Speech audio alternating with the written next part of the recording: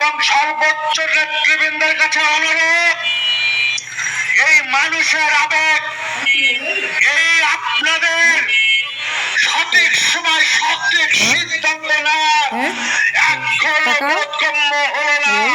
এটাই বড় কষ্ট এবং দুঃখের লাগে। মানুষের পাশ এখনো আপনারা বুঝতে পারলেন না কখন কোন সিদ্ধান্ত নিতে হয়। সেই সিদ্ধান্ত নেওয়ার ভুলে বারবার আমরা কিন্তু এই আসনটি পরাজয় বরণ করছি। তাই অনুরোধ থাকবে, যদি সত্যিকারের বাংলাদেশ জাতীয়তাবাদী দলের জনগণের রায় নিয়ে রাষ্ট্র ক্ষমতায় যেতে চান, এই সত্যির মতো নিশ্চয় আরো অনেক জায়গায় ভুল হয়েছে। আমার বিশ্বাস, আমি যতটুক বুঝে জানি যে প্রাথমিক আসন ঘোষণা করেছে, এখানে আমাদের সর্বোচ্চ নেতা বাংলাদেশ জাতীয়তাবাদী দলের ভারপ্রাপ্ত চেয়ারম্যানকে অন্ধকারে রেখে প্রকাশ করা হয়েছে। যে কারণে কিন্তু আমাদের চেয়ারম্যান সেদিন বলেছে এমন তো হওয়ার কথা ছিল না।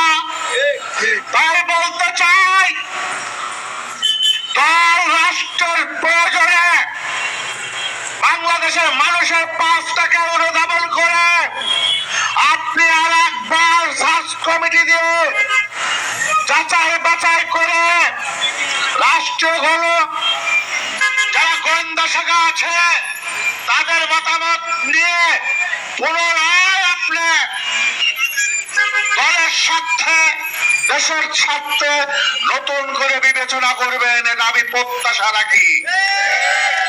এবং আজকের এই ভুল ত্রুটিগুলো কিন্তু বিএনপির প্রকৃত নেতা কর্মীদেরকে হতাশায় শুধু করছে না, ওই যে বললাম হায়নার থাবা পড়েছে, প্রকৃত আদর্শ নেতা কর্মী যখন এইভাবে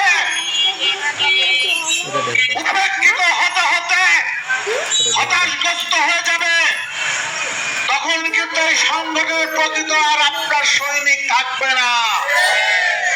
তখন এই বাংলাদেশ জাতীয়তাবাদী দল নামে একটা সংগঠন দানব হয়ে উঠবে, যেটা লক্ষ্য ইতিমধ্যে আমরা ঈশ্বরে দেখতে পাচ্ছি, আট করে দেখতে পাচ্ছি। আর একটা সংগঠন যখন দানব হয়ে উঠবে, জনগণ